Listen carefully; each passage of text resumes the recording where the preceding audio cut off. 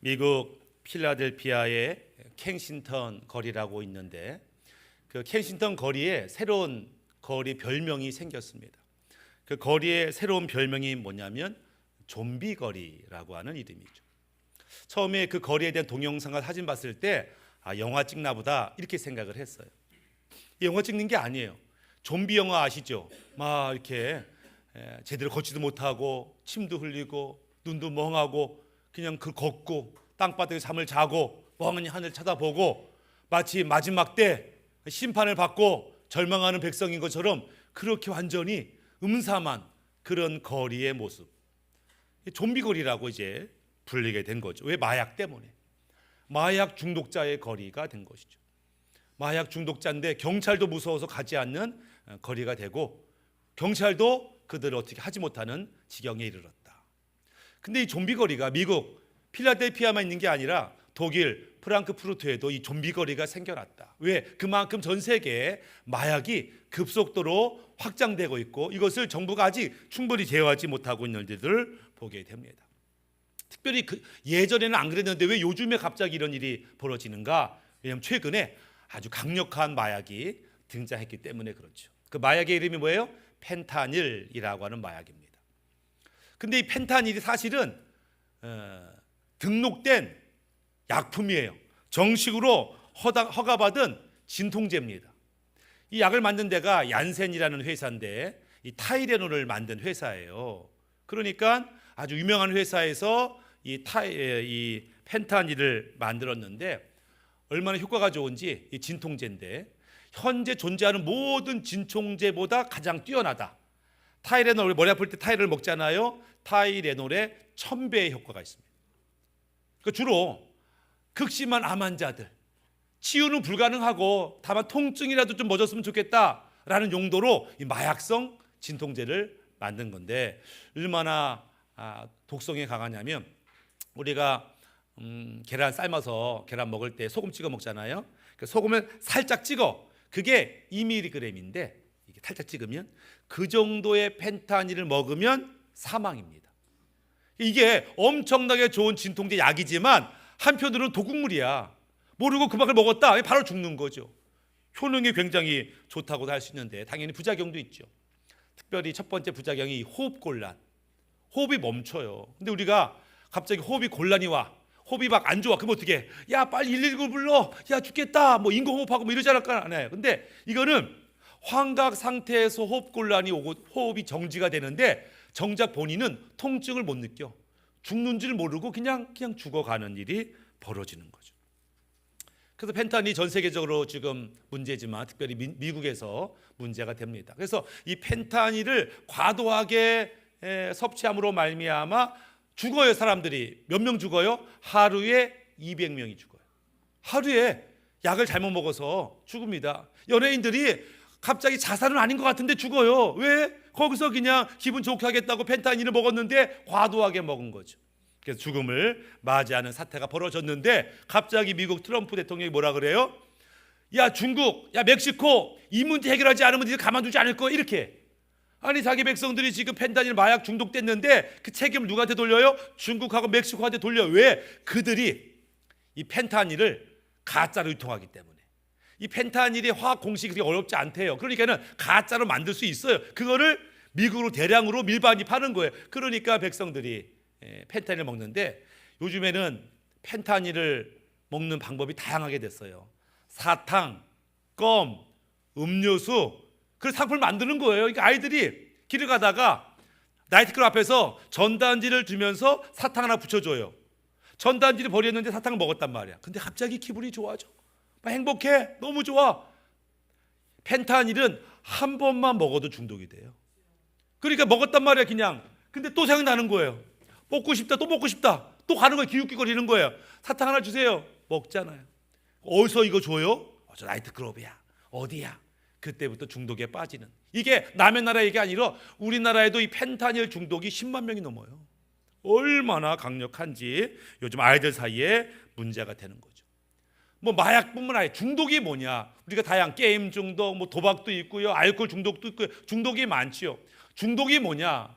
정의가 뭐냐면 어떤 물질이나 행동을 조절할 수 없는 상태가 됐을 때, 그러니까 조절 능력이 없는 거예요. 더 먹을까 그만둘까 뭐 이게 조절 능력이 없는 것을 중독에 걸렸다. 두 번째는 과도하게 사용하는 겁니다.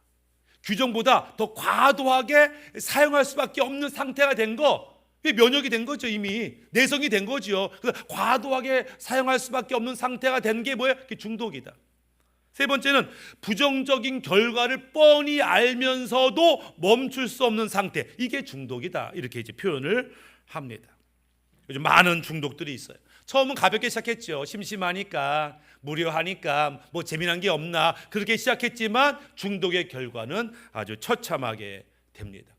그리고 중독은 어른보다는 아이들한테 더 위험하죠. 아이들이 어릴 때 엄청 빨리 자랍니다. 야, 벌써 네가 그렇게 키가 크냐? 벌써 몸무게가 이렇게 늘었냐? 쭉쭉 큽니다. 어린아이에서 먼저 자라는 것은 육체가 자라죠. 뼈 근육이 먼저 자랍니다. 가장 늦게 자라는 게 뭐냐면 20대까지 자라는 게 뭐예요? 뇌, 특별히 전두엽이 가장 늦게 성장하고 자랍니다. 이 전두엽은 인지 능력, 행동에 어떤 영향을 미치는데 이게 가장 늦어요. 이게 가장 늦은 상태에서 아직 뇌가 충분히 발달되지 않은 상태에서 이게 중독에 걸렸다. 절제를 안 되는 거죠. 이게. 어느 날 그냥 신기하고 재밌는 걸 경험합니다. 짜릿한 걸 경험해. 그 몸에서 뭐가 나오냐? 도파민이 나와. 도파민. 원래 도파민은 그냥 자연적으로 우리가 어떤 일을 열심히 했을 때, 성공했을 때, 운동했을 때, 좋은 점수 받았을 때, 사랑받았을 때 도파민이 생성이 되는 거예요. 자연적으로. 이거를 흔히 행복 호르몬이라고 부르죠. 행복하고 각성도 되고 즐겁기도 하고. 근데 이거를 외부적인 신호, 외부적인 투입에 의해서 이 강제로 도파민이 막 분출되는 겁니다. 열심히 공부해가지고 성적이 좋아져서도 도파민이 생기지만 요 사탕 하나 먹어도 도파민이 생긴다면 이게 뭐 짜릿하니까 쉽게 중독에 빠지게 되고 더 강한 것, 더 센 거를 찾다 보니까 그의 인생을 망치게 되는 거죠. 어른처럼 아우 이제 그만해야 되겠다, 이거 위험하겠다라고 절제할 수 없다면 우리 아이들의 인생은 송두리째 엉망이 되는 것을 보게 됩니다. 이 펜타닐을 사실 좋은 의도로 만들었어요. 저 암 환자들, 뼛속까지 고통으로 괴로워하는 자들, 치유는 불가능하지만 그래도 고통은 당하지 말아야지, 그런 마음으로 강한 진통제를 만들다가 펜타닐을 만들었는데 사람의 죄성이, 사람의 욕망이 결국 그것을 악용하게 되고 최악의 마약, 죽음의 마약으로 변모된 것을 보게 됩니다. 그러니까 이 중독의 문제는 사실은 이 죄악의 문제고 탐욕의 문제고 영혼의 문제, 이것을 해결받지 못하면 중독의 문제를 해결할 수 없는 것이죠. 중독이 또 위험한 것은 뭐냐면 우리를 구원에 이르는 데 방해합니다. 단순히 육체의 문제가 아니고 영혼의 구원을 방해합니다. 히브리서 12장 14절에 모든 사람으로 더불어 화평함과 거룩함을 좇으라. 이것이 없이는 아무도 주를 보지 못하리라. 우리 믿음으로 회복되면 화평함과 거룩함을 이루어 가는 거예요. 이 화평함 거룩함을 통해서 하나님을 만나는 거예요. 그런데 이 중독에 빠지면 이 화평함과 거룩함을 이룰 수가 없어요. 우리 가족 가운데 누가 한 명이 중독에 빠졌다, 가정은 엉망이 된 거예요. 관계는 다 깨지는 거예요. 염려, 근심, 걱정, 불안, 두려움으로 가득 차게 되죠. 얼마 전에 어떤 권사님하고 얘기 중인데 권사님이 아유 제가 잘못했죠, 제가 잘못했죠 막 하소연하는 거예요. 무슨 일인가 들어봤더니 밤에 남편과 이렇게 산책하다가 술 취한 젊은 남자가 확 덮쳐가지고 둘 다 쓰러졌는데 남편이 이제 갈비뼈가 부러진 거예요. 그러니까 이제 병원에 실려갔어요. 근데 이제 술 취한 사람은 도망가고 누군지도 모르고 그 치료받는데 뭐 치료비를 내야 되는데 이 가난한 이 가족이니까 겨우겨우 치료비를 마련했어. 그래서 치료비를 이제 줘야 되니까 아들한테 아들, 야 아버지 오늘 태어나니까 이거 치료비 이거 정산해서 아버지 모시고 와라. 그래서 아들한테 돈을 딱 줬는데 300만 원을 딱 줬는데 그때부터 아들이 핸드폰 끄고 잠적. 왜? 도박하러 간 거예요.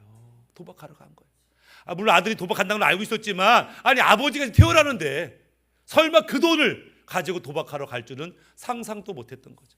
없는 사람이 여기저기 빌려가지고 아버지 퇴원비 마련했는데 그 돈을 가지고 잠적, 전화도 안 받고 게임하고 아마 다 도박에서 날리면 그때 연락받고 오겠죠.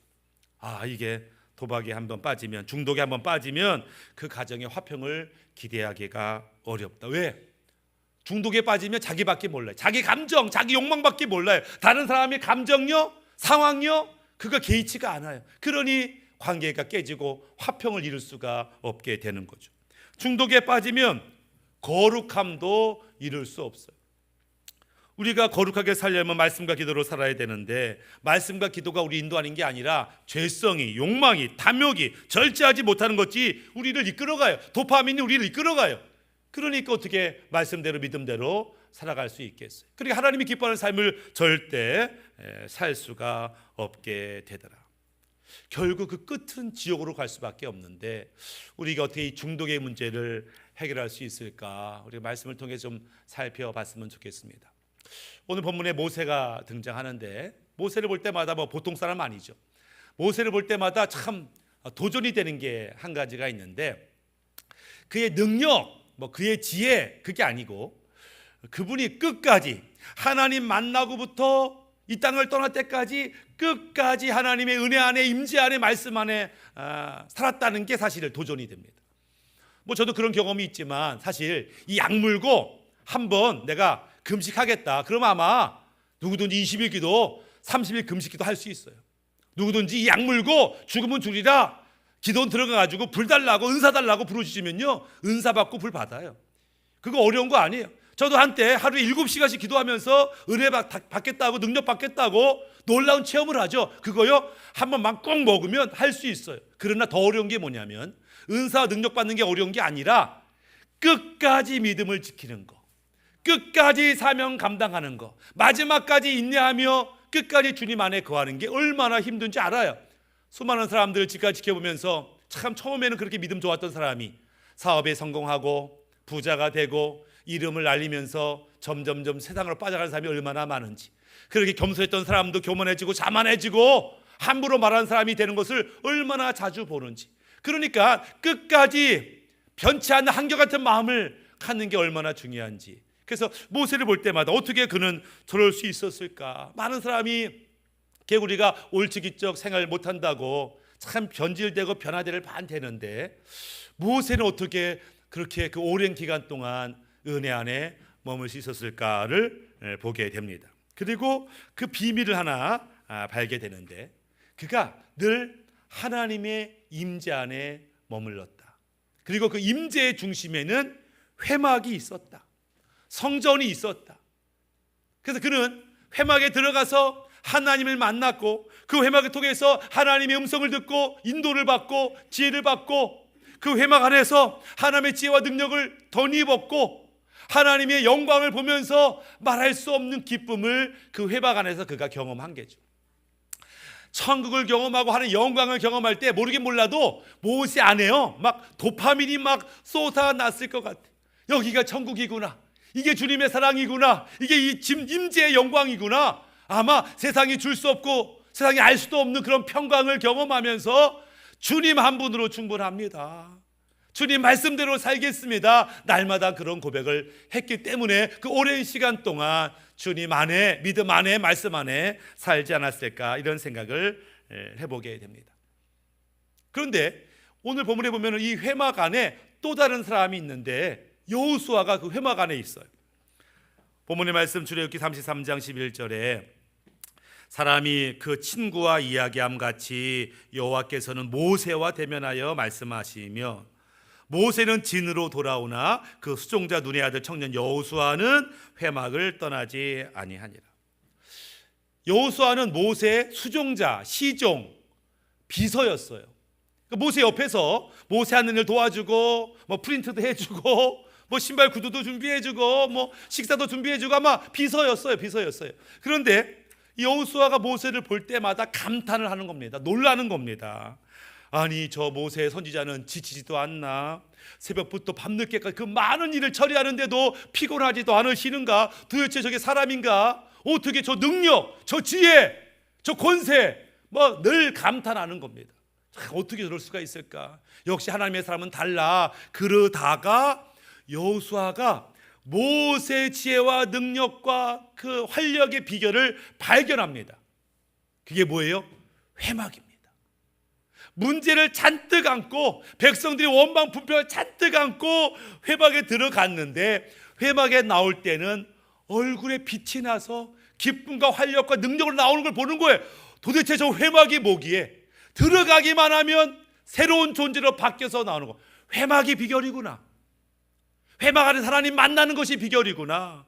그 비결을 발견했고 여호수아 나도 회막에 머물며 하나님의 임재를 경험하고 말씀을 듣고 인도받고 주님으로 충만하여 나올 때 그도 살아나는 것을 경험하게 되죠. 여호수아가 회막에 머물기로 작정한 또 다른 계기가 하나 더 있었는데 이 앞에 어떤 사건이 벌어졌냐면 아말렉과의 전투가 벌어졌어요. 처음으로 전쟁이 시작된 겁니다. 이 출애굽한 백성들이. 그런데 어떻게 싸울지 몰라요. 지금 오합지졸이에요. 노예였으니까, 군인들이 아니었으니까. 근데 모세 갑자기 여호수아 네가 이 무리를 데리고 전쟁터에 가. 제가 뭔데요? 제가 어떻게 해요? 자기의 무지무능도 있었지만 오합지졸 백성과 함께 전투한다? 이게 쉬운 일이 아니에요. 그렇지만 모세의 명령을 받고 알겠습니다. 죽으면 죽으리라 이런 마음으로 전쟁터에 나가서 전투를 합니다. 전투하다 보니까 이길 때도 있고 질 때도 있고 뭐 그런 거지요. 그런데 우연히 전쟁을 막 하다가 우리 모세 선제는 어디 계신 거야 찾다 보니까 저 산꼭대기에 모세가 있어요. 가만히 보니까 손을 들고 기도하고 있네.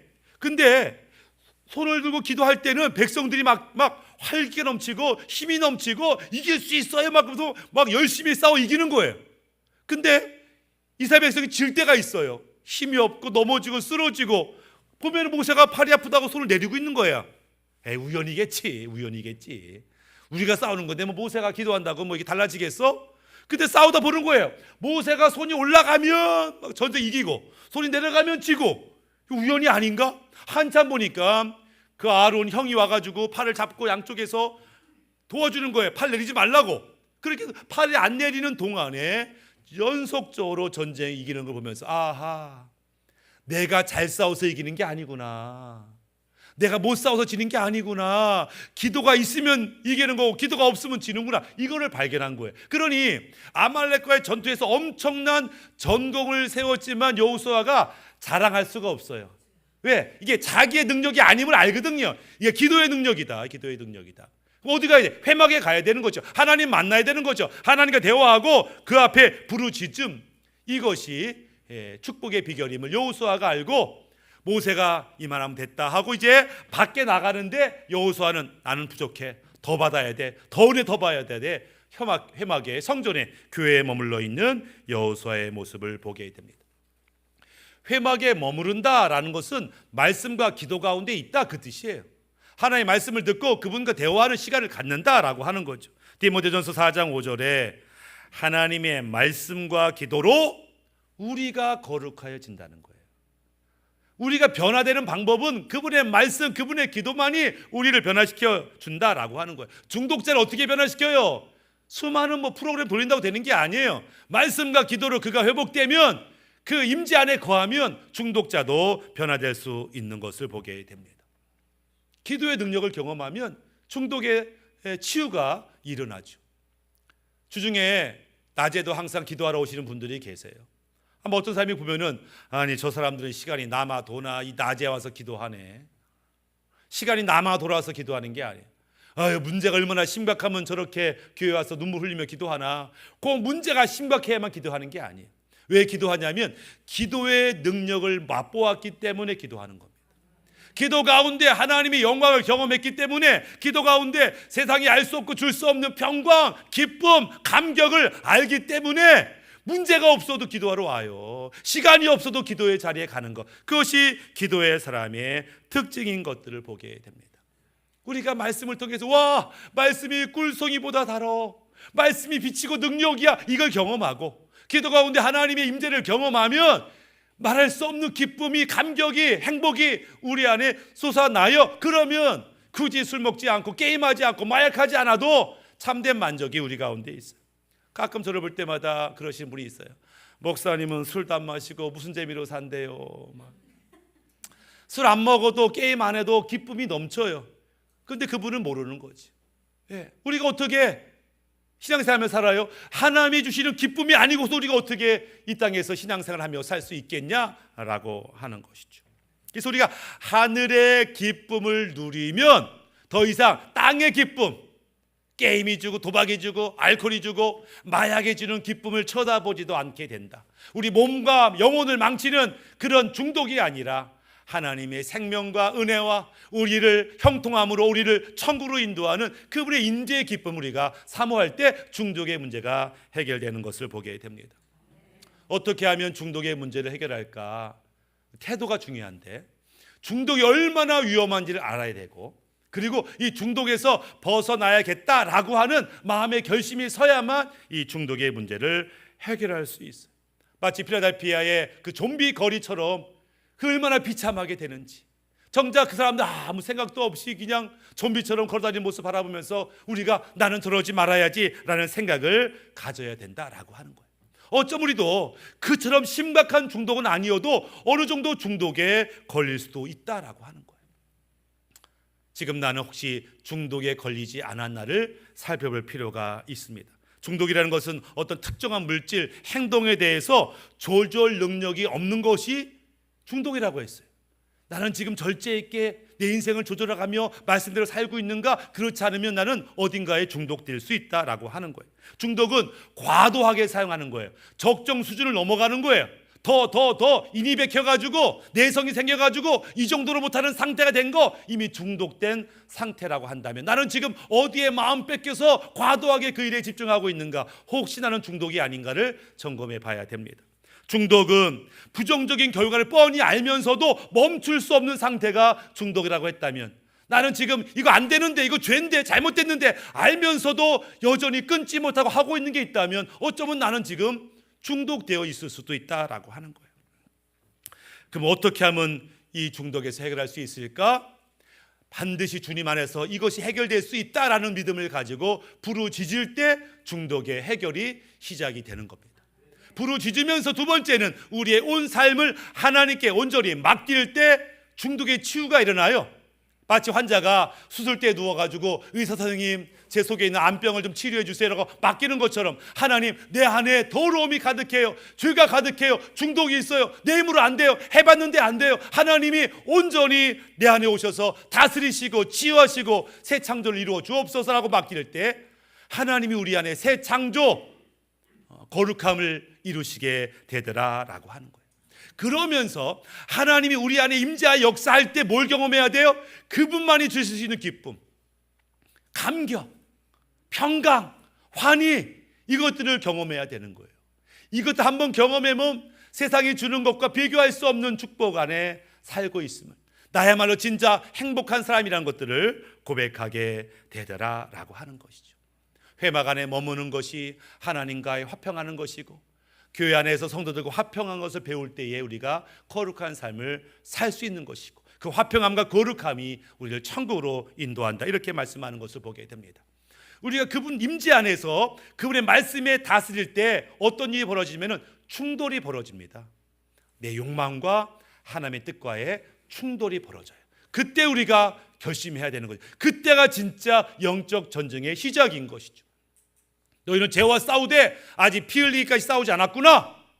죄를 미워하며 싸우라고 하는 것처럼 네가 중독과 싸우되 피 흘리기까지 싸우지 않았구나.